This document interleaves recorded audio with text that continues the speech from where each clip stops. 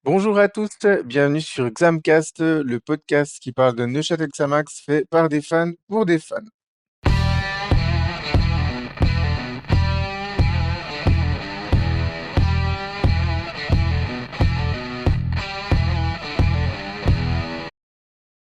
Alors aujourd'hui, je suis avec Osvaldo. Salut Osvaldo.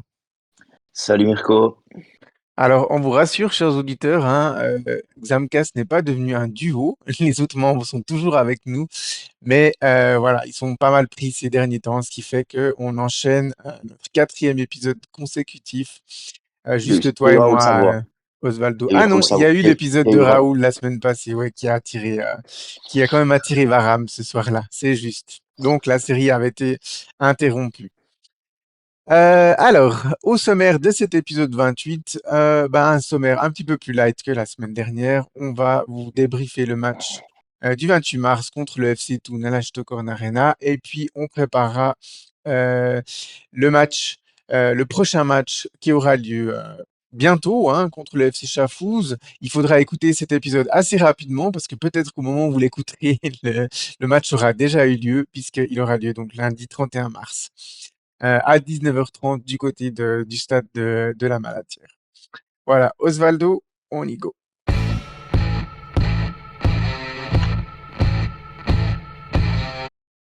Alors, vendredi 28 mars, c'était la 27e journée de la Challenge League. C'était la conclusion aussi des trois quarts du championnat, la fin du troisième tour sur quatre du championnat. Et Neuchâtel Xamax se déplaçait ce soir sur la pelouse au moment du coup d'envoi du dauphin du FCR Rouen Challenge League, le FC Thun. Voilà, un match qui malheureusement s'est soldé par une défaite 2-1. Mais voilà, on peut le dire qu'à la fin du match, on pouvait quand même être déçu de ce résultat. Alors, Osvaldo, on va déjà commencer par les réactions de nos auditeurs, comme d'habitude. Alors, on a notre animateur Sam qui nous dit un peu ce que je viens de dire, hein. Malgré la défaite, j'ai vu une équipe en amélioration, ce qui fait plaisir. Béatrice qui nous dit juste frustration. Ludovic, bon match malgré la défaite. Un Xamax qui en voulait. Super à suivre avec le commentaire RTN de Mirko. Merci beaucoup, Ludovic, ça fait plaisir. Eliano qui nous dit il y avait moyen sur cette fin de match et ça s'est vu à l'image de la barre de la 80e, 89e minute. Lucas qui nous dit pas loin de climatiser la Stockholm Arena. Serge, dommage, un nul aurait été plus équitable. On reprend du plaisir à les voir jouer et ça c'est top. Julien qui nous dit l'équipe progresse, il ne manque plus grand-chose pour que ça tourne dans le bon sens. Salutations, merci beaucoup Julien. Et puis Luigi qui nous dit déçu en bien. Alors Osvaldo, j'imagine que le sentiment, il allait un petit peu dans le sens de nos auditeurs, déçus par la défaite, mais quand même relativement satisfaits de la prestation globale et de l'attitude des joueurs ce soir. Oui, alors on va le développer tout à l'heure, mais satisfait surtout de la réaction en deuxième mi-temps. C'est la suite d'une première mi-temps un peu plus compliquée. Maintenant, dans le contexte général, enfin, dans la globalité du match, quand même assez satisfait de l'état d'esprit. Il s'en est fallu d'assez peu. Finalement, il a manqué pas mal de petites choses qui sont aussi indépendantes de la volonté de nos joueurs et qui collent assez avec la situation de Xamax au classement. Et c'est un peu comme ça, en grand résumé, qu'on a perdu ce match à Thun. Effectivement. Alors, la première demi-heure de jeu, Osvaldo, on ne peut pas dire que les équipes se sont observées et se cachaient, hein. Il y avait quand même du rythme. Les deux équipes essayaient de se projeter vers l'avant.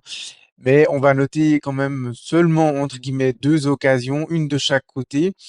Ça commence à la 20e minute par une belle action hein, de Xamax sur le côté droite avec plusieurs combinaisons qui se terminent par une frappe de Ben Seguir et un arrêt de Tisviller. Oui, Osvaldo. oui, qui se termine avec cette percée finalement solitaire de Ben Seguir qui va croiser sa frappe, qui va bien croiser sa frappe. Malheureusement, le gardien tournoi est bien sur la trajectoire, mais c'était un premier exemple intéressant des volontés neuchâteloises en début de rencontre. Effectivement, jusque-là, Toon avait eu quelques scénarios vers offensifs, mais ça n'avait pas abouti jusqu'à des grosses occasions. Et puis, à la 24e minute, on a eu peut-être la plus belle action tournoise de la première demi-heure, avec une belle action sur le côté gauche. qui se termine entre guillemets avec une frappe de fer, un bel arrêt de Romeragic qui repousse le ballon dans les pieds de Deller, qui manque le cadre. Alors, les journalistes de Blue, dans leur résumé, évoquent que Deller manque une montagne. Est-ce que tu es d'accord avec cet avis, Osvaldo? Est-ce qu'il Quand manque une même, montagne, Deller? quand- une sorte de montagne quand même, parce que, ok, je veux bien que le rebond peut-être fait qu'il ait été surpris par le rebond et qu'il soit arrivé peut-être un peu trop tôt sur le ballon, mais c'est vrai aussi qu'il avait le but complètement ouvert et que c'est quand même une assez grosse occasion ratée là pour le coup. On a eu énormément de réussite parce que, Ouais. je veux dire, je veux pas dire que 9 fois sur 10 ça rentre parce que ces occasions à bout portant sont peut-être, on peut me dire aussi qu'elles sont plus difficiles à mettre qu'il n'y paraît au premier abord. Toujours est-il qu'il est quand même à quelques mètres du but et que le but est complètement ouvert, hein. Mhm. Disons que la chance pour nous, effectivement, au-delà du geste, c'est que on a de la chance que ce soit Deller qui se trouve dans cette position et pas Ibai ou Rastoder, les attaquants nominatifs, parce que en fait, c'est une action qui nécessitait un geste d'attaquant, hein, tout simplement. Il est surpris, il fallait mettre le pied en bonne opposition, dans la bonne opposition. Elle n'était pas si facile que ça à mettre directement Rater dans le but. C'était plus facile de la mettre en l'air que Rater, mais ça nécessitait ouais, un renard des surfaces et puis Deller a des qualités. On le verra sur le deuxième but. Mais là, c'était assez compliqué, surtout qu'il ne reçoit pas le ballon là où il s'y attendait. Suite à la déviation d'Edin Omeragic, il fait plus un arrêt parce que si Omeragic ne fait pas l'arrêt, le ballon part directement dans le but en fait. Je pense que on ne sait pas trop s'il veut centrer ou s'il veut tirer, mais toujours est-il que voilà, c'était en tout cas dangereux pour Omeragic qui écarte très justement et très bien le ballon. Donc voilà, à ce moment-là, on est toujours à 0-0. La partie était toujours relativement équilibrée hein, entre les deux équipes.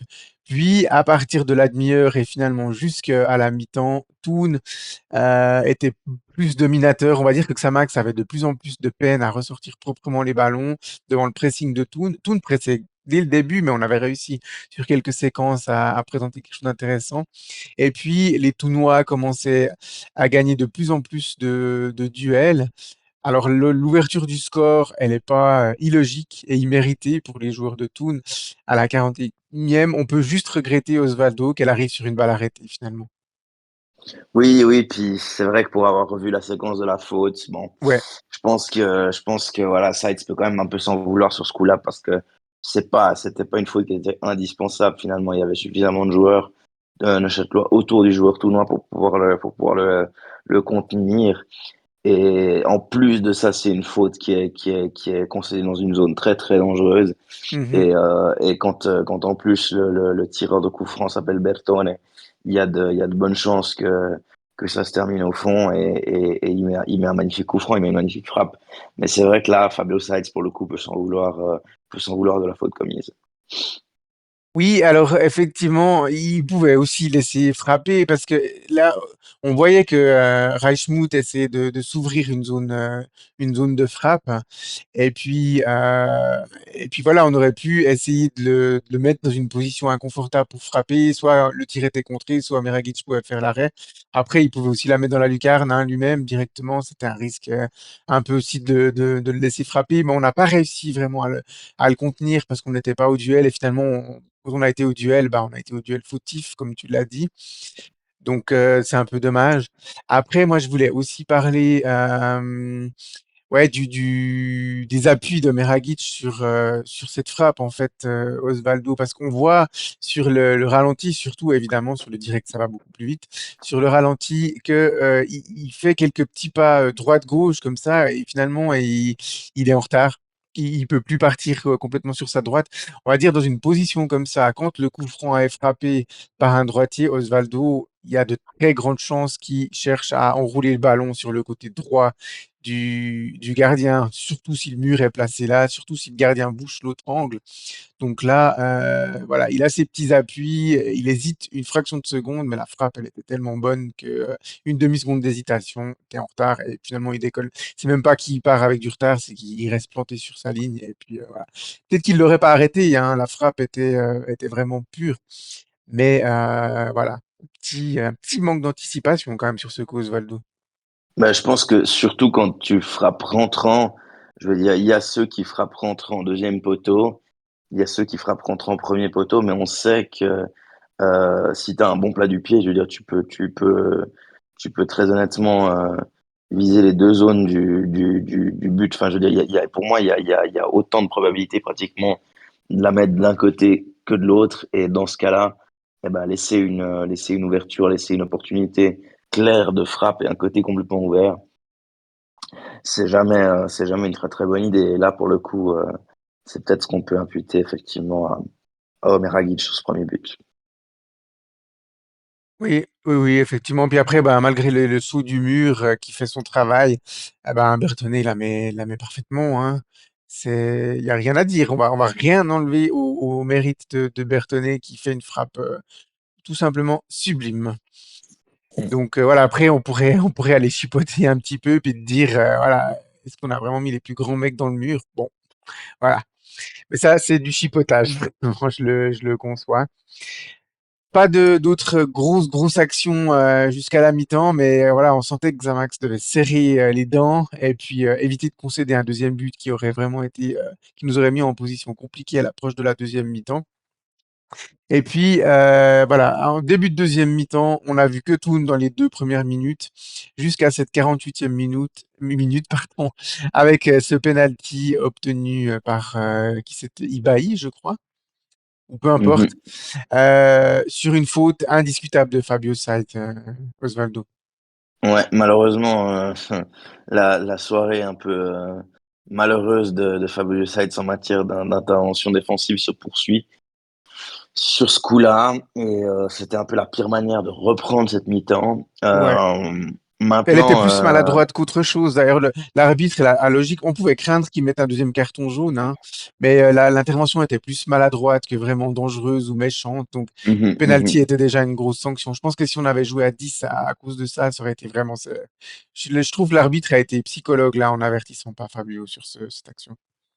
mhm, mhm. Non, mais il a senti le coup. Après, je veux dire, il y a des arbitres, quand il y a une faute de lourde conséquence, il y a un premier jaune, ils ont pas trop de problèmes à sortir le deuxième, même quand la faute, on va dire, est de Bon, méchanceté on va quand minime. même rappeler la règle qu'une faute entraînant un penalty, l'arbitre n'a pas l'obligation de sortir le carton jaune, hein. C'est à lui de Non. décider si c'est une faute qui est dangereuse, un geste non maîtrisé ou qui annule vraiment une grosse occasion de but. Et puis là, c'est un rouge même.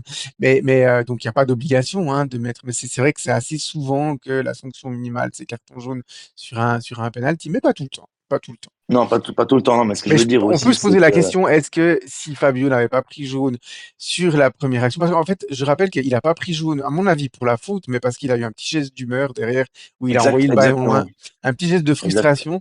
Donc, ça aurait été vraiment sévère qu'il se fasse expulser là-dessus. Et puis, sur pratiquement ses deux seules fautes du match, j'ai pas souvenir qu'il ait commis d'autres fautes dans l'entrejeu. Donc, voilà, ça aurait été extrêmement sévère. Donc, voilà, un Mhm. pénalty logiquement obtenu. Ouais. Après, c'est vrai que je me permets une petite anecdote, c'est que j'étais à côté d'un pote supporter dans le virage et qu'il m'arrive de temps en temps de blaguer là-dessus, de jouer les grands optimistes là-dessus en disant il va la sortir. Et en l'occurrence, bah, là, je vais pas me muer en devin parce que c'est toujours une 50% de chance d'avoir raison, mais je l'avais dit je l'avais dit un peu sous forme de, Ouais, de prédiction à la Noah, si je puis dire ça comme ça, ouais, avant alors le. vraiment, parce qu'il me semble que cette année, sur les matchs de Xamax, Osvaldo, que ce soit pour Xamax ou pour nos adversaires, il me semble que c'est le premier penalty raté qu'on assiste. Enfin, le penalty arrêté, hein, au final, peu importe, mais le Ouais. penalty non transformé par l'attaquant. Il me semble que jusque-là, Kenan Fatkic, notre spécialiste maison, ou les attaquants adverses ont toujours scoré. Donc, bon, Ouais, voilà. voilà. Donc Peut-être tu le fais à chaque match, peut-être pas, j'en sais rien. non, non, non, je Mais, le fais de loin pas à chaque match, mais là j'avais envie de blaguer. C'était vendredi soir, ça faisait longtemps que j'étais pas allé en déplacement et c'était une volonté finalement d'essayer de dédramatiser parce que c'est vrai que ouais. le scénario du but avant la mi-temps plus le penalty en entrée de deuxième période enfin je pense que pas mal de supporters d'Oxamax aussi devant leur télé avait de quoi tirer la tronche. Je me suis dit qu'on était vendredi soir, qu'il fallait essayer de garder un peu une onde positive quand on était en groupe. Et puis Ouais, finalement ça a marché, mais je n'ai pas de prétention de devin et je ne fais pas ça à chaque fois, je vous rassure. ouais. Voilà. On va quand même, enfin, Edin Omeragic, là, bah, on a été un peu critique avec lui sur le 1-0, mais là, il fait un magnifique arrêt. Omeragic sur ce coup, sur les pénaltys, Osvaldo, c'est vraiment le gardien. Soit il faut la lui envoyer dans la lucarne fort, soit il faut le prendre à Mhm. contre-pied. Mais s'il part du bon Oui, côté, entre les bras et les jambes, il est très solide et il y a de très grandes chances pour que le penalty, il le repousse. Il a une ouais, envergure quand même assez hallucinante, hein. c'est que tu fais bien de le préciser, c'est que si nos adversaires ont régulièrement réussi à transformer les pénaltys cette saison, c'est surtout parce qu'ils étaient super bien tirés. Là, en l'occurrence, celui-là, il est pas mal tiré du tout. Et c'est juste là, c'est la prime à l'anticipation. Ouais, Je il est pense pas que mal tiré parce que alors la zone elle est pas optimale. On sait mi-hauteur sur un côté, c'est pas oui, les zones les plus difficiles Mhm. pour les gardiens s'il part du bon côté, mais il est bien tiré dans le sens où la frappe elle était pas molle, elle était Ouais, puissante. elle Donc était il fallait puissante. aller Ouais, vite d'accord. sur le bon côté puis il fallait avoir la main ferme, chose qu'a eu Omer Agic sur ce coup. Donc pour moi c'est un arrêt du gardien, c'est pas un raté de l'attaquant tout noir, vraiment. Mhm.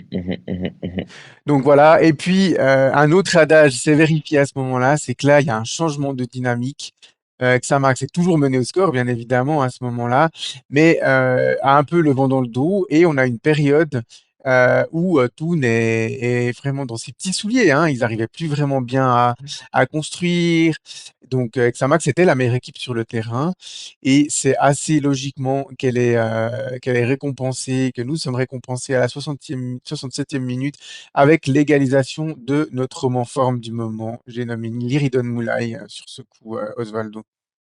Ouais. Alors qu'il a là trouve un peu sur la lancée de son magnifique match contre Nyon avant la trêve, qu'il la trouve sur un décalage de Fatkic, qui trouve le petit côté sur cette frappe premier poteau. Alors c'est vrai qu'en revoyant la séquence, on peut se dire que le gardien tout de même n'a pas la main extraordinairement ferme. Maintenant, c'est aussi la prime au coup d'œil et puis à la prise de risque, parce que finalement, je pense pas qu'il tente cette frappe il y a un mois en arrière. S'il n'y a pas, par exemple, la lancée du match contre Nyon juste avant, je pense que ça, c'est aussi le signe d'un joueur qui est en train de retrouver une certaine confiance en ses possibilités. Mhm, Et s'il n'y a pas prise de risque, il n'y a pas but. Donc, c'est clair que le gardien est pas irréprochable sur le coup, mais c'est le mérite, le mérite de Moulay, là, sur ce coup-ci, c'est de tenter cette frappe dans cette zone-là. Parce on n'a pas eu, et cette saison, c'est dommage, on n'a pas eu suffisamment de fois cette situation où des joueurs ont opéré une véritable prise de risque de ce type. Alors qu'on voit qu'une frappe de loin sur un malentendu, il peut y avoir un rebond favorable, il peut y avoir le gardien qui est pas dans son meilleur jour, et ça peut rentrer aussi mhm. si on tente ce genre de geste un peu Mais plus clairement, souvent. on n'a rien enlevé au mérite de Leonardo Bertone sur le 1-0. On va rien enlever au mérite de Liridon Moulay. Il fait une frappe parfaite. L'angle est extrêmement fermé. Si on compare au premier but Mhm, contre Nyon, où il était beaucoup plus proche de l'angle des 5 mètres, où il s'était ouvert un petit peu plus l'angle, là, il frappe. Il est bien, si on, par rapport à la hauteur du poteau de Tisvillers sur la ligne de fond, il est bien 5-6 mètres en décalage. Et en fait, il frappe entre le latéral droit Deller et le défenseur central côté droite qui est Montolio sur cette action.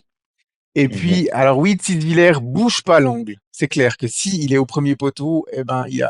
Mais Tisvillers, dans cette position, il s'attend plus à mon avis, à un centre ou à ce que Moulay continue de repiquer sur le centre. Moulay, enfin, il est connu hein, pour ces schémas-là. Et là, il décide de frapper sèchement, très peu d'élan, et puis la frappe, elle est rater, elle est juste parfaite. Elle est juste Elle est parfaite. magnifique, elle est Et puis magnifique. Tisvillers, c'est même pas qu'il a pas la main ferme, c'est qu'il est pas dessus, tout simplement. Il n'arrive pas à intervenir parce que la main ferme, tu vois, il aurait pu, voilà, la toucher et puis elle partait quand même. Mais là, il est pas dessus parce qu'il s'attendait absolument pas à ce que la balle vienne comme ça.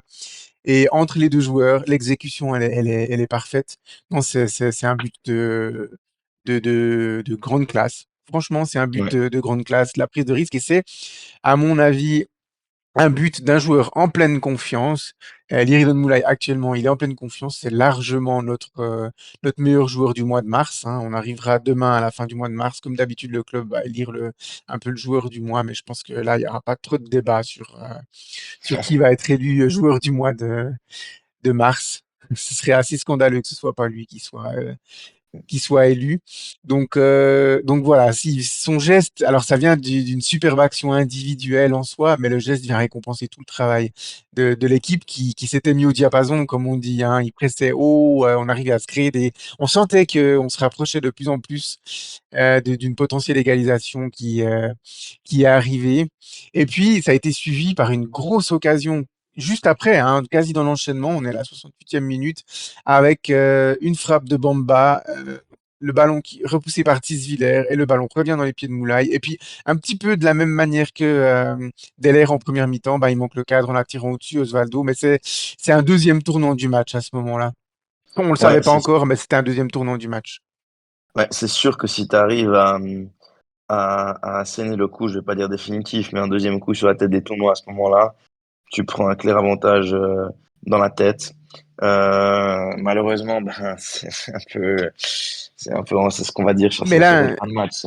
clairement, là, C'est Toon, un- ils ont senti le vent de la défaite, hein. Vraiment, à partir de cette action de Moulay, ils ont repris un petit peu ils ont remis un peu le pied sur ballon. Ils ont essayé un peu de calmer le rythme que nous, on demandait. Ils ont fait quelques fautes pour couper le rythme, pour hacher un peu le jeu. Donc, ils ont senti qu'on avait le vent dans le poupe et le vent dans le dos, et puis on allait pouvoir peut-être créer la surprise ce soir-là. Donc, ils ont repris un petit peu le contrôle des opérations. Et puis après arrive cette séquence de la 83e minute. On va vraiment la débriefer du début à la fin, Osvaldo, parce qu'elle symbolise plusieurs choses, cette action. La première, on va quand même mentionner la perte de balle beaucoup trop précoce sur une situation de contre-attaque, Osvaldo. ouais, avec cette passe ratée de Ramizi qui offre un peu ce ballon dans les pieds des Tournois, malheureusement, hein. Puis Ah, il l'envoie beaucoup trop. Il cherche à lancer Moulay sur le côté, mais Moulay, il voulait le ballon dans les pieds. Il voulait pas le Mhm. ballon dans les airs. Le ballon part. Donc, c'est vraiment une erreur technique. Ballon en Ouais, touche. Une équipe qui partait en contre-attaque, donc qui est un petit peu désorganisée défensivement parlant. désorganisé. Donc là, on Mhm. arrive dans la deuxième phase où on va saluer la vista et l'opportunisme de Deler sur ce coup. Deler, en fait, il attend pas le ballon qui est parti un peu dans les tribunes. Il demande au ramasseur de balles de lui donner rapidement le ballon. Il voit que la défense xamaxienne est complètement désorganisée sur le côté gauche. Et puis, il lance dans la profondeur Good Boob. Donc là, sur cette partie-là, bien joué Deller, bien joué le FC Thun, Osvaldo, dans cette partie de l'action. Ah oui, Ils oui, c'est sentent sûr bien que le coup. Ils ont cassé le rythme à plusieurs reprises.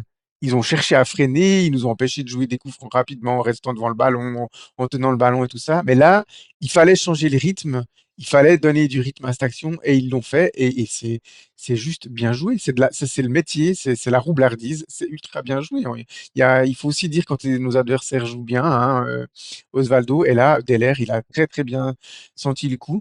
Et puis ensuite, Mhm. Good Boob part sur le côté, il voit son coéquipier au centre. Et là, on arrive sur la troisième partie de l'action, où là, on va pas accabler l'équipe neuchâteloise, on va pas encenser l'équipe tounoise, mais on va parler un petit peu on va ouvrir la séquence un petit peu chanceuse, puisqu'on a ce but tournoi plus encore une dernière séquence où la chance intervient. Alors, c'est clair que sur le direct, on n'a pas tellement vu comment les choses se sont passées, mais en revoyant au ralenti, l'attaquant tournoi et tous ses coéquipiers, du coup, bénéficient de pas mal de chances pour inscrire ce deuxième but, en tout cas dans la finition, Osvaldo. Oui, oui, oui, ben c'est malheureusement pour Johan Apito, c'est lui le malchanceux dans ce cas-là, c'est-à-dire qu'il est quand même sur son adversaire, il est là au duel pour intervenir, et puis c'est ce ballon qui a C'est difficile à dire si c'est Johan Epito ou si c'est vraiment Leighton Stewart qui touche le ballon, mais la conséquence fait que, au lieu de pouvoir faire une frappe directe, le ballon part un peu en cloche. ouais, exactement, et puis ça met Stewart dans une très très bonne position, Mhm. ça bat complètement Epito, et puis Et surtout ça ça met change la Omer trajectoire. Agic hors de position. Et la Omeragic, il était trajectoire, prêt à avoir une frappe directe ou autre, mais le ballon, il va un peu plus loin. Non seulement il est en l'air, mais en plus il se rapproche du but, mais pas où est Omeragic, donc il peut pas intervenir. Double c'est ça. malchance. Et puis encore après, la tête, Ouais, et puis le but un peu carambole, comme on dit. Donc c'est vrai que c'est c'est ça, ma la tête qui foi. fait poteau et qui rebondit, je sais plus, sur le dos ou sur la cuisse d'Omeragic et qui finit au fond. Enfin, il y a quand Ouais. même dans cette finalité trois petites circonstances qui font que tu les mets l'une à côté de l'autre, ça finit au fond. Donc quand tu as trois circonstances favorables qui te mettent un but, bah, tu peux pas évoquer autre chose que la chance. Le ballon va en cloche, et puis, c'est pas un défenseur neuchâtelois qui peut intervenir, c'est dans le prolongement de l'action. Parce qu'en fait, c'est comme s'il se faisait une petite jongle à lui-même vers l'avant, quoi. Ça a cet effet-là. Mhm. Il prend la tête, il frappe sur le poteau est rentrant, et ensuite, le ballon devant la ligne frappe le gardien, rentre dedans. Enfin, c'est un but extrêmement malchanceux dans la finition, mais qui récompense quand même Toon d'un bon début d'action, hein, d'un opportunisme et d'une vista dans le début d'action. Tout à Et fait, ouais. puis, Tamax ne baisse pas les bras, hein. Là, on s'est dit, oh là là, on a pris le 2-1, on pouvait vraiment craindre qu'on sombre et qu'on prenne peut-être un troisième but, mais on a quand même réussi encore voilà, à placer quelques dernières banderies. On va surtout mentionner la dernière, cette frappe de Francesco Lentini sur la latte et sur le poteau, Osvaldo. Et là, on va aborder la séquence chance, enfin, on va finir la séquence chance en parlant de malchance plutôt de notre côté à nous. Cette action, elle peut très bien finir comme le 2-1 de Toon avec un petit concours de circonstances dans le but, mais non, chez nous, il se passe pas ça. C'est la latte, c'est le poteau, et après, ça finit pas sur Tisviller, ça finit sur Bamert, mais Bamert qui peut intervenir, elle lui vient pas involontairement dessus, et le ballon finit pas au fond. Voilà, double séquence où on a la malchance de notre côté et les Tounois ont la chance de leur côté, clairement. Ouais, ouais, ouais, non, mais ça, enfin, je veux dire, c'était là, pour le coup, c'était le pompon, hein, c'était la cerise sur le gâteau. Sur le coup, tu comprends qu'avec un enchaînement de scènes comme ça, tu vas jamais, t'as jamais ramener quelque chose de tout vendredi soir. Autant lors du dernier match à la Maladière, ben, on pouvait, justement un petit peu tirer sur nos joueurs du fait de tu mènes au score encore peu de minutes avant la fin et tu craques un peu de tous les côtés. Là, franchement, quand on voit les deux dernières séquences, entre le but du 2-1 et cette dernière occasion qui doit nous permettre d'égaliser une deuxième fois, t'as compris que dans ce genre de soirée-là, bah, ma foi, t'es condamné à la défaite avant même de commencer. Le sort a choisi son camp et puis ma foi, il y a des soirs comme ça, mais je pense que je veux dire, on prend pas le temps enfin, on prend surtout le temps nous de recueillir les réactions de nos joueurs à la fin des matchs. Mais je veux dire, si aucun joueur tournois n'a évoqué au micro des médias suisses allemands une certaine réussite, parce qu'on sait que du côté de Blue Sport alémanique, c'est quand même vachement couvert ce genre de match. S'il y a pas un minimum de mention de la réussite à la fin de ce match dans l'analyse des tournois, moi je comprends pas, hein, personnellement, parce que Je comprends pas. Non, je comprendrais pas non plus parce que c'est clairement évident en revoyant les deux séquences que la chance avait choisi dans les deux cas le camp des Tounois, que ce soit en position offensive ou en position défensive. Donc pour moi, il y a pas débat. Alors les Tounois ont passé beaucoup de temps en première mi-temps à discuter les décisions arbitrales. Ils se sont plaints à plusieurs reprises de pénaltys non sifflés. Est-ce que voilà, ça, ils se sont un peu calmés quand il y a eu le enfin le penalty, pardon, le potentiel deuxième but qui aurait été sifflé. Enfin, ils se sont un peu calmés. Mais après, voilà, c'est on va dire dans les 10, 15 dernières minutes, la chance avait clairement choisi son quand ça n'a pas été tout le match non plus. Mais parce qu'on a quand même aussi évoqué le fait que Delair, voilà, un peu chanceusement tire au-dessus. Mais dans le money time, comme on dit, la chance a été tournoise vendredi. Et c'est dommage parce que au final, on partage totalement les avis émis par nos auditeurs. Xamax est accrédité d'une bonne prestation ce vendredi à l'Ashto Corona Arena. Du point de vue de l'attitude et puis de la jouerie, en tout cas présentée surtout en deuxième mi-temps. Mais je dirais il y a eu il y a eu vraiment que le dernier quart d'heure de la première mi-temps où tout nous était supérieur. Sinon, on a joué les yeux dans les yeux avec tout le match, Osvaldo, voire même on a été meilleur que sur certains moments. Mhm. Non, c'est sûr que enfin, on est quand même très, très, très mal payé vendredi soir. on a souvent, et quand on perd et quand on a perdu c'est les nombreuses défaites qu'on a concédées. Il y a pas mal de défaites qu'on a concédées cette année. On n'a pas été économe dans les critiques qui étaient Mhm. justifiées. Là, franchement, vendredi soir, il faut aussi être honnête avec le contenu et puis le dire, l'admettre quand la réussite n'est pas de notre côté. Ça a été le cas malheureusement vendredi soir. Ouais, ouais. Non, on va quand même encore mentionner une petite chose. Le 2-1 de Toon. Alors bon, Dallaire, voilà. Mais après, Good Boob déborde centre. Il était remplaçant. Stewart à la conclusion, il était remplaçant. On peut aussi mentionner le fait que voilà, le banc tournois a plus fait la différence que le banc de Châtelois sur cette fin de match. Et ça met voilà une chose qui peut faire la différence entre une équipe de tête de classement et puis une équipe dans le ventre mou. Alors on a mentionné souvent la chance des leaders et voilà. Et puis c'est vrai que ben souvent les ballons tournent plutôt dans le sens des équipes qui sont en tête. Il y a la baraka, comme on dit, du leader. Mais il faut aussi souligner que la profondeur de banc en termes de qualité qu'a eu Toon. Alors bon, moi personnellement j'ai beaucoup aimé l'entrée de Giovanni Bamba. Hein, il a donné pas mal de rythme dans les transitions quand il a remplacé Fabio Saiz. Mais sinon, j'ai trouvé aussi intéressant l'entrée de Koro Koné, mais bon, on sent qu'il est encore en manque de rythme. Mais globalement, enfin voilà, quand tu as deux remplaçants qui se fabriquent un deuxième but, tu peux que voir la différence. Et puis que c'est aussi un remplaçant qui perd, de Xamax cette fois, qui perd bêtement le ballon sur la séquence, ben ça peut pas m'empêcher de dire que voilà, le banc tout noir fait la différence. Je sais pas si tu partages cette opinion, Osvaldo. Oui, oui, non, c'est sûr que bah, voilà, c'est pas mal de petits détails qui font malheureusement tourner, enfin qui font malheureusement pour nous tourner un résultat et voilà, une fois de plus, ça n'a pas tourné de notre côté. Mais après, je me dis, voilà, ce sont des matchs qui doivent aussi, où on doit pouvoir tirer les points positifs qu'il faut, à condition, évidemment, de tabler là-dessus pour l'avenir et de pouvoir ensuite construire quelque chose. Maintenant, on sait à quel point c'est compliqué chez nous, malheureusement, ces dernières saisons de ce point de vue-là. Mhm.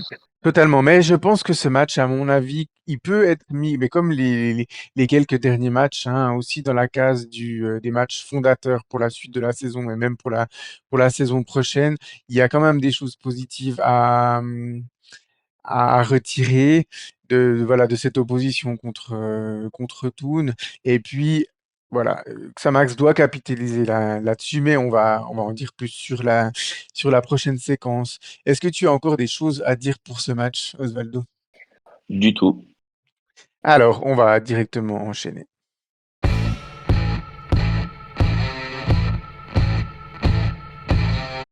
Comme on vous l'a dit dans l'introduction, pas trop de pause respiration, hein. Cette semaine, on a l'habitude d'avoir notre petite semaine tranquille pour digérer le match, écouter l'épisode de Xamcast avant d'avoir le match du week-end suivant. Bah là, il n'y a pas trop de temps.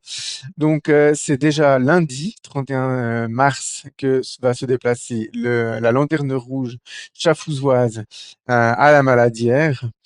Donc, on le disait dans la fin du débriefing, beaucoup de choses positives à retenir de ce match contre Toon. Et puis, si Xamax arrive à reproduire une prestation de ce genre, bah, il y a peut-être quelque chose à espérer. Alors, les quelques chiffres comme d'habitude. Donc, je le disais, Toon sont actuellement 10e et dernier au classement avec 21 points. On va dire qu'ils ont perdu 3 points de manière administrative. Au niveau des équipes à l'extérieur, ben, paradoxalement, Chafouz est une équipe qui a fait beaucoup plus de points à l'extérieur qu'à domicile. Je crois ils ont fait, ouais, c'est ça, ils ont fait 17 de leurs 21 points, enfin 24 techniquement, puisqu'il y avait aussi les 3 points retirés, mais donc ils voyagent beaucoup mieux, hein, cinquième équipe à l'extérieur avec 17 points, 5 victoires, 2 nuls et 6 défaites. Ils ont marqué 29 buts, ça en fait la neuvième attaque du championnat. Ils ont pris 46 buts, ça en fait la huitième défense, juste devant nous et Stade Lyonnais. Les deux équipes traînent un petit peu cette statistique depuis pas mal de temps. Au niveau de leur trend, ben, ils restent sur une défaite, une victoire un nul et deux défaites. Et puis, en termes de meilleurs joueurs, ben, leur meilleur joueur, Stéphane Zeiler, avec 4 buts et 5 passes décisives, ne jouera pas le prochain match. Willy Vogt, on est à 2 buts et 4 passes décisives. Gabriele De Donno, 4 buts. Et Carmine Chiappetta avec 3 buts. Donc, on l'a dit, Stéphane Zeiler et Noël Vetz, à coup sûr, ne joueront pas ce match. Ils sont gravement blessés, respectivement au genou et au pied. Donc, on ne les verra pas demain soir à la Maladière. Et puis, Roy Gelmi n'a pas joué. Il était déclaré incertain au dernier match. Il n'a pas joué. On ne sait pas trop s'il sera apte ou pas à jouer demain soir à la Maladière. Par contre, tout ne se déplacera avec aucun joueur suspendu. Au niveau de Xamax, ben, Demassay est toujours notre top scorer avec 9 buts, 7 passes. Touati, 3 buts, 5 passes décisives. Moulay est désormais troisième de ce classement avec 5 buts et 2 passes décisives. Et puis Onyekashi, quatrième avec 4 buts et 2 passes décisives.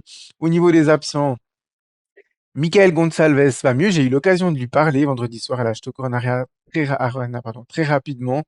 Il a repris vraiment les entraînements à 100%, mais là, vu le délai, encore avec le match de vendredi, il ne devrait pas être aligné, mais je pense qu'il sera à disposition, on l'espère, de Anthony Breza pour le déplacement suivant à Vaduz.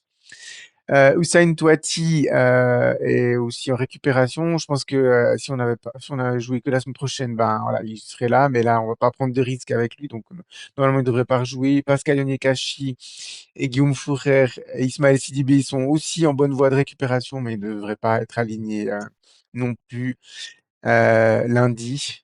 Et puis, aucun joueur ne sera suspendu non plus côté Xamaxien pour ce match. Donc, voilà un petit peu sur les aspects statistiques. Osvaldo, objectivement, si Xamax reste dans la lignée de des prestations contre Nyon et de ce match à Toulon, il y aura largement les moyens de faire quelque chose contre Schaffhouse. Oh, certainement. Je Une crois équipe qui nous réussit que plutôt bien en plus. Je pense que c'est la seule équipe contre qui on a fait carton plein depuis le début de la saison. 3 matchs, oui, 3 victoires. Donc il y a moyen après, de faire le grand chelem.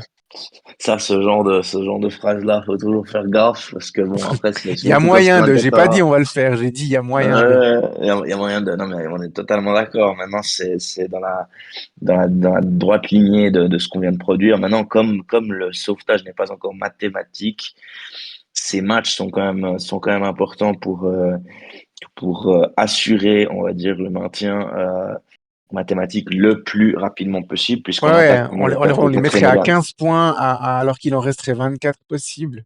Ça veut dire qu'eux Voilà, aussi devraient faire un sacré rythme, un sacré bon dernier tour pour nous rattraper, nous. Mais je pense qu'eux, c'est ça. ils regardent même pas que ça max hein, au classement. Eux, ils regardent Bellinzone et Nyon, clairement.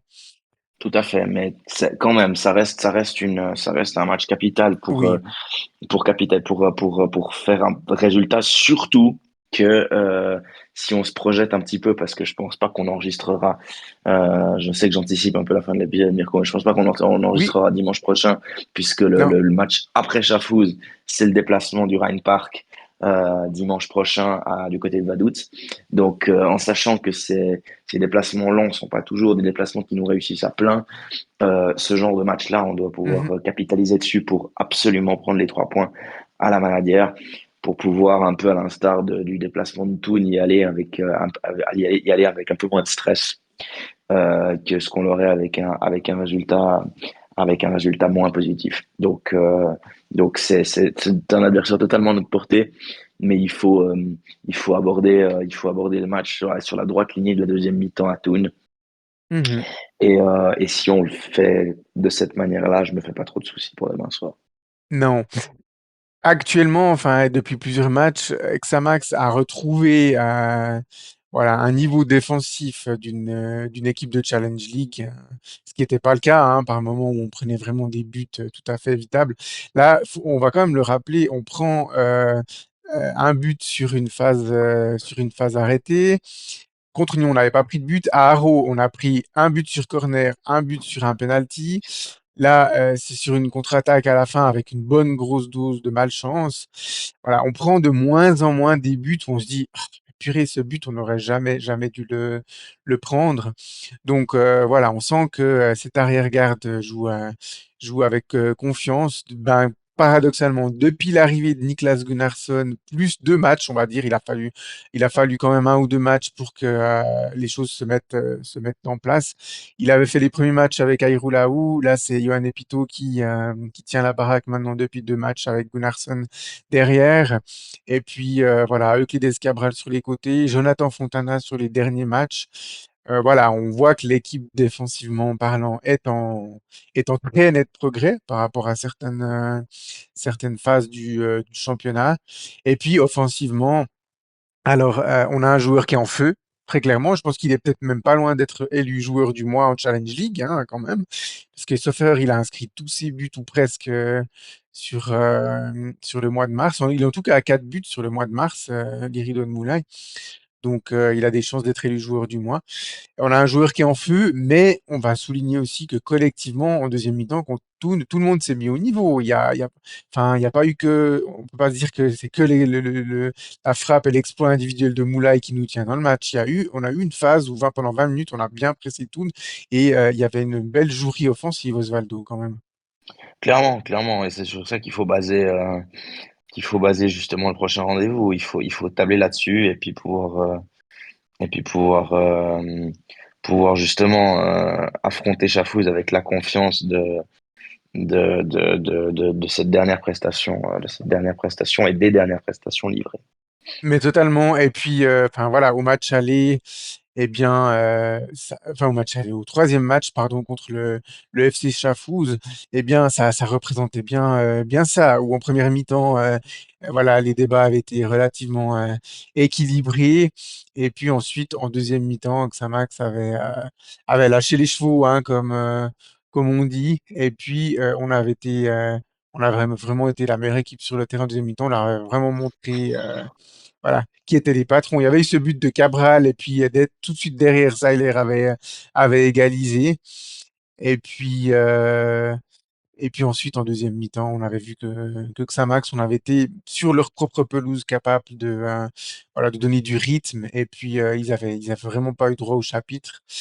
Honnêtement, il y a de quoi reproduire le même type de prestation, qui plus est devant le public de la Maladière. Alors, c'est lundi, les affluences, ça va toujours être un peu compliqué, mais voilà, on encourage vraiment tout le monde à venir à la Maladière parce que les derniers matchs, on a quand même vu du spectacle et on a vu du spectacle parce qu'on a vu une équipe qui se bat, Osvaldo. Et ça, je pense que c'est très important pour le public aussi. Très certainement. Et puis on peut aussi dire que comme on est passé à l'heure d'été cette nuit, il fera peut-être un peu moins. Alors quoi, c'est quoi que 19h30 au mois de mars? Ok, Ouais, non, mais le soleil va se coucher à peu près vers la 35e minute de jeu, je pense. voilà. Donc au moins il y a cette sensation au moins un petit peu de fin d'après-midi. Surtout qu'il va faire beau toute la semaine. Vraiment vraiment. N'hésitez pas à venir, même si de temps à autre, effectivement, écoutez, on a eu 2 matchs d'affilée le dimanche après-midi, on pouvait pas non plus attendre de troisième miracle, il fallait bien qu'on revienne parfois à la réalité de ces horaires de Challenge League, pas toujours très attractifs, mais venez, ça vaut la peine. Oui, effectivement. Bonne au stade, ça vaut la peine.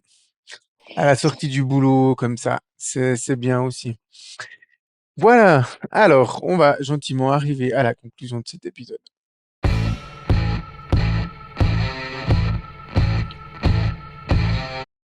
La conclusion de cet épisode, bah, Osvaldo me l'a déjà un peu faite tout à l'heure. Du coup, c'était vous mentionner. Alors, on n'a pas préparé un briefing non plus du match contre Vaduz parce qu'il y a quand même une journée entre deux. Donc, voilà, on regardera peut-être si notre organisation nous permet de refaire un live cette semaine pour parler un petit peu de ce déplacement du Rheinpark Stadion, comme on dit. Mais du coup, le match est à 14h15. Personnellement, je vais me déplacer, ce qui va augurer un retour à Vaduz du Liechtenstein aux alentours de 20h, 21h, voire 21h30. Donc, ni vraiment le temps, ni l'énergie pour faire un épisode à ce moment-là. Donc, il n'y aura pas de Xamcast avant le lundi soir, 8 avril. Donc, pareil, ne vous connectez pas dimanche soir, vous n'aurez pas d'épisode. Donc voilà, autrement, bah, j'avais rien d'autre à dire. Donc comme d'habitude, merci à vous pour votre écoute. Et puis merci à toi, Osvaldo. Et puis Merci à toi, ben Nico. voilà, à demain soir au stade de la Maladière. Sinon, à la semaine prochaine sur l'antenne de Xamcast. Bye bye. Salut!